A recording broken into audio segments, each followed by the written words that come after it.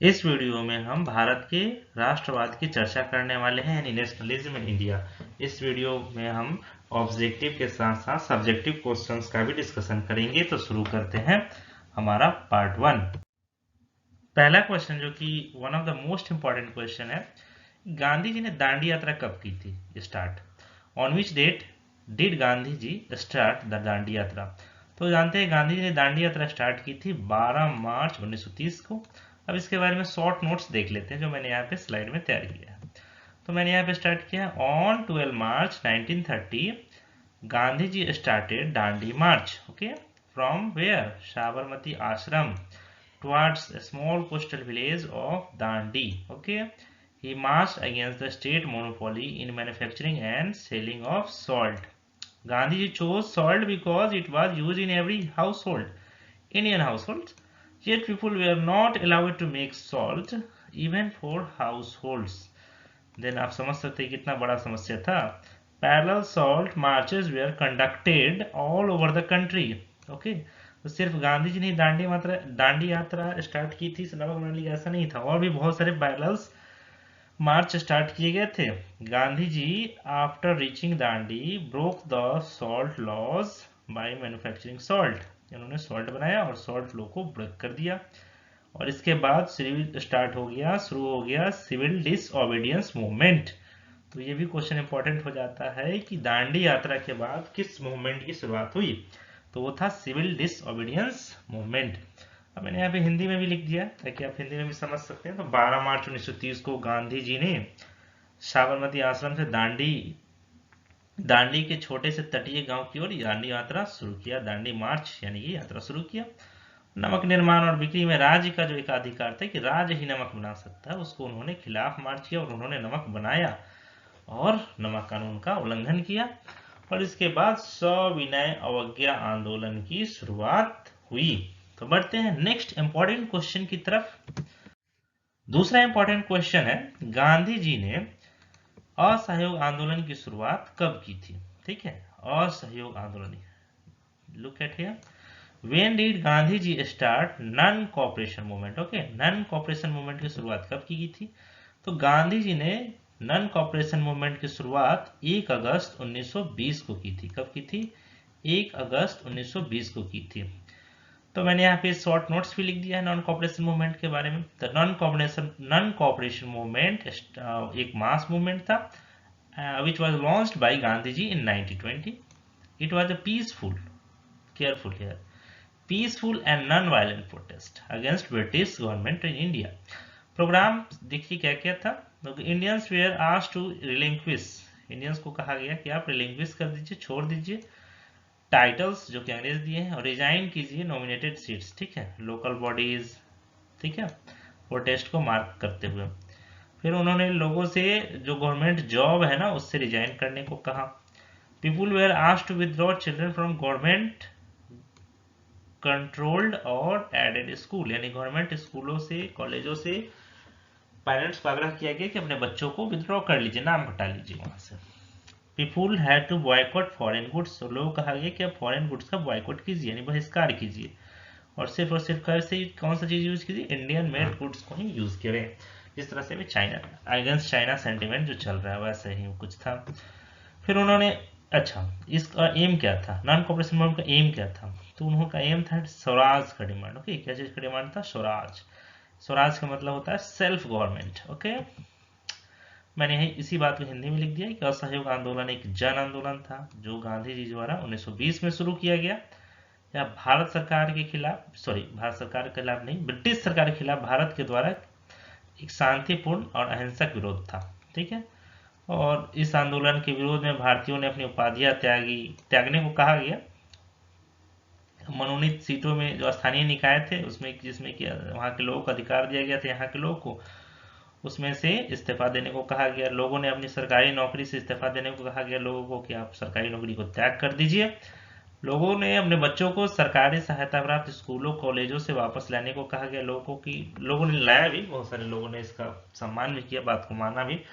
लोगों को विदेशी वस्तुओं को बहिष्कार करने को कहा गया और लोगों ने बहिष्कार किया भी, ठीक है। और उसमें सिर्फ भारतीय निर्मित वस्तु का ही उपयोग करने को प्रतिबंध, मतलब जोड़ दिया गया और विदेशी वस्तु जो कि मुख्यतः इंग्लैंड का बना हुआ था उसको बहिष्कार करने को कहा गया। और एक इम्पॉर्टेंट बात कि इस असहयोग आंदोलन का मेन उद्देश्य क्या था, एम क्या था, तो स्वराज की स्थापना, सेल्फ गवर्नमेंट। अभी शुरू कब हुआ, 1920, अगस्त 1920 में गांधी जी ने असहयोग आंदोलन की शुरुआत की थी। तीसरा क्वेश्चन है कि गांधी जी ने सविनय अवज्ञा आंदोलन का आरंभ किस कार्य से किया, इंपॉर्टेंट है कार्य। Okay, with what work did Gandhi ji start civil disobedience movement. तो मैंने पिछले क्वेश्चन में देखा था कि सिविल लिस्ट ओबीडियंस मूवमेंट की स्टार्ट कब हुई थी, जब गांधी जी ने दांडी यात्रा किया था और वहां पे नमक कानून को तोड़ा था, यानी कि दांडी यात्रा के द्वारा ही सिविल डिसओबीडियंस मूवमेंट की स्टार्टिंग हुई थी। चौथा इंपॉर्टेंट क्वेश्चन है, निम्नलिखित में से किस समझौता को दिल्ली समझौता के नाम से जाना जाता है। कौन सा समझौता, दिल्ली समझौता। क्या, दिल्ली समझौता। Which of the following agreement is known as Delhi pact, Delhi pact. Okay, तो दिल्ली पैक्ट जाना जाता है, गांधी इरविन समझौता को ही दिल्ली पैक्ट के नाम से जाना जाता है। तो यहाँ पे मैंने शॉर्ट नोट्स बना दिया है। The Gandhi Irwin pact was a political agreement signed by Mahatma Gandhi and then Viceroy of India Lord Irwin on the 5 March when 5 March 1931 before second round table conference in London। तो ये भी इम्पोर्टेंट है।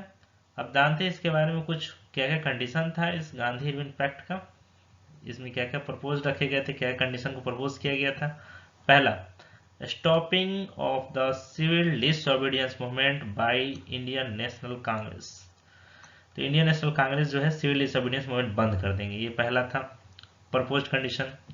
दूसरा क्या था, participation of Indian National Congress in the second round table conference, second round table conference में Indian National Congress भाग लेंगे, ये भी था कंडीशन। थर्ड कंडीशन क्या था, withdrawal of all laws issued by British government forcing checks on exercise of the Indian National Congress, तो ये तीसरा था। चौथा पॉइंट क्या था, release of prisoners arrested during civil disobedience movement. Civil disobedience movement जितने भी प्रिजनर्स यानी कैदियों को बंदी बनाया गया था उनको रिलीज करना भी था इसमें कंडीशन। और ये कंडीशन था कि लास्ट कंडीशन था कि परमिट द फ्री कलेक्शन और manufacture of salt by person near the sea coast, यानी जो सी कोस्ट के नजदीक है वो अपना सॉल्ट बना सकते हैं और विदाउट कोई टैक्स दिए हुए। ये सब इसके कंडीशन थे किसके, गांधी इरविन पैक्ट के। कब हुआ थे, 5 मार्च 1931 को हुआ था। इसी बात को मैंने हिंदी में लिख दिया कि गांधी इरविन समझौता एक राजनीतिक समझौता था जिस पर महात्मा गांधी और राजनीतिक भारत के तत्कालीन वायसराय लॉर्ड इरविन ने 5 मार्च 1931 को लंदन में दूसरे गोल्ड सम्मेलन से पहले हस्ताक्षर किया था। दूसरे गोल्ड सम्मेलन से पहले हस्ताक्षर किया था। पांचवा क्वेश्चन है, लखनऊ समझौता किस वर्ष हुआ।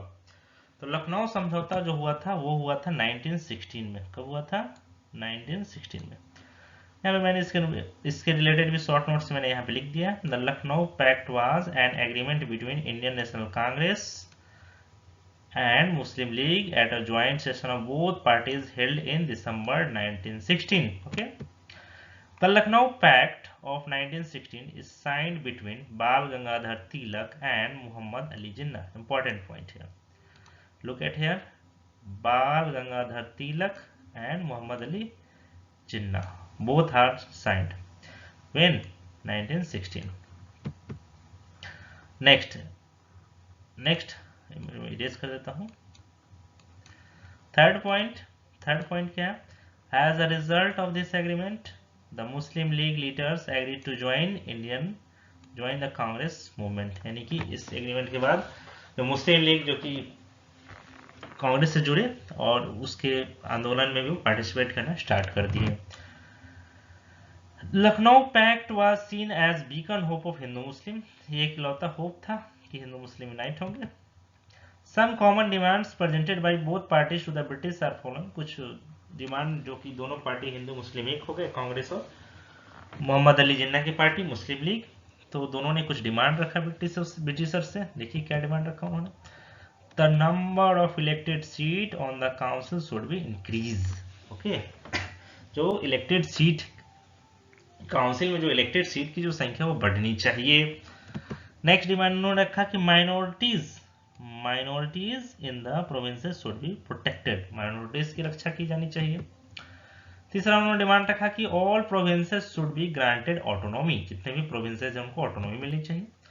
चौथा उन्होंने डिमांड रखा कि separating the executive from the judiciary, judiciary और एग्जीक्यूटिव दोनों सेपरेट होना चाहिए। छठा इंपॉर्टेंट क्वेश्चन है, who gave Gandhi ji the title of Mahatma, Gandhi ji को महात्मा की टाइटल किसने दिया? तो ये देने वाले थे रविंद्रनाथ ठाकुर यानी रविंद्रनाथ टैगोर। तो Rabindranath Tagore is said to have used his title for Gandhi ji on 6 March 1915। Confusion है, कंफर्म नहीं है, बट ये आंसर ज्यादा रिलेवेंट है।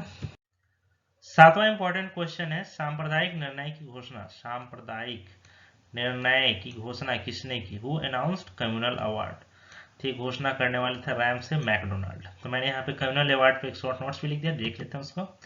The communal award was a series of elections awarded to depressed class. For whom? Depressed class and minorities. It was created by British Prime Minister Ramsay MacDonald. Okay, when 16 August 1932. Okay, born as a result of second roundtable conference, it was also known as MacDonald Award. Okay, MacDonald Award.